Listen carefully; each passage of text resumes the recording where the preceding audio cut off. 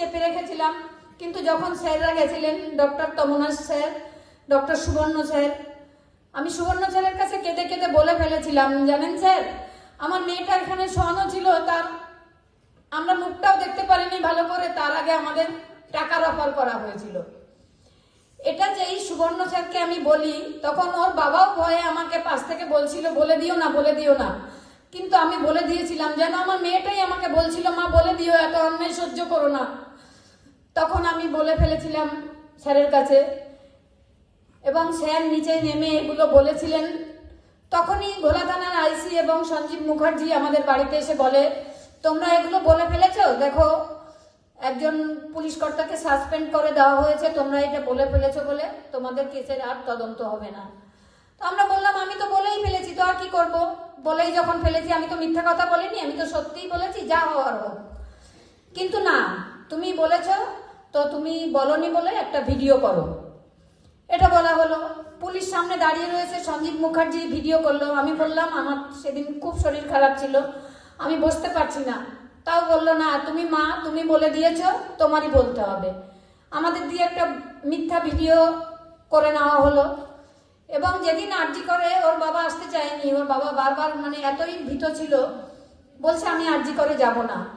সেদিন আমি ওর বাবাকে একটা কথা বলেছিলাম, যে তুমি কি আমাদের ব্যবসাটা ক্ষতি হবে এটার জন্য তুমি আরজি করে যেতে চাইছো না?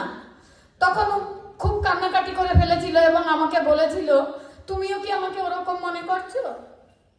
আমার মেয়েটাই চলে গেছে, আমি আর আমার ব্যবসার চিন্তা করছি না, এই বলে কাঁদতে কাঁদতে 20টা কোশ্চেন লিখেছিল এবং সেই 20টা কোশ্চেন নিয়ে এই আরজি করে এসে প্রথম বলেছিল। বললেই সেই যে আমাদের নামে যে মিথ্যা ভিডিওটা করা হয়েছিল, সেটাই সেদিন ভাইরাল হয়েছিল, সেই মিথ্যা ভিডিওটা। এবং সেদিন আমাদের আবার গিয়ে মিডিয়া ধরেছিল, এই যে আপনারাই বলছেন বলেননি আপনারা, আবার আপনারাই বলছেন বলেছিল। এটা অনেক প্রশ্নের সম্মুখীন আমাদের হতে হয়েছে। তবে এই বিগত 8 মাসে আমি অনেক সাহস সঞ্চার করেছি। সেদিন আমি বিনীত গোয়েলের সামনে কিছুই বলতে পারিনি, কিন্তু আজকে হলে আমি দাঁড়িয়ে বলতে পারতাম, আপনি কে, আপনি সরুন, মেয়েটা চলে গেছে আমার গায়ে, আমার, আপনি এখানে কে মশাই? এইটুকু সাহস আমি অর্জন করতে পেরেছি। এবং মুখ্যমন্ত্রীর সামনেও মুখোমুখি দাঁড়িয়ে আজকে আমি কোশ্চেন করতে শিখেছি। সেদিন সেইটুকু মনোবল আমার ছিল না।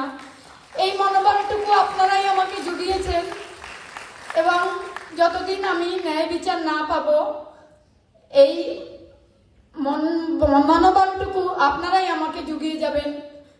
আর এই সমাজকে যাতে আমরা সুরক্ষিত করে যেতে পারি, সেটাই আপনারা করবেন। আমরা সবাই মিলে অঙ্গীকারবদ্ধ হব যে সেই 9 তারিখের মতো ঘটনা যেন কোনো বাবা মা আর না হয়।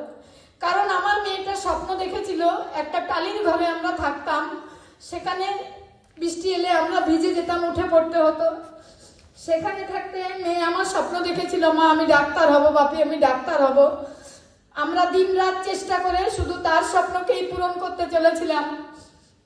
কিন্তু কতগুলো দুষ্কৃতী আমার মেয়েটাকে তো কেড়েই নিয়েছে, তার স্বপ্নটাকেও এই আরজি করের বুকেই ধূলিসাৎ করে গেছে।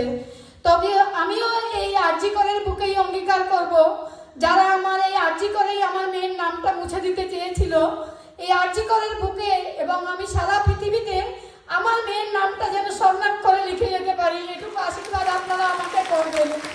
ধন্যবাদ সবাইকে।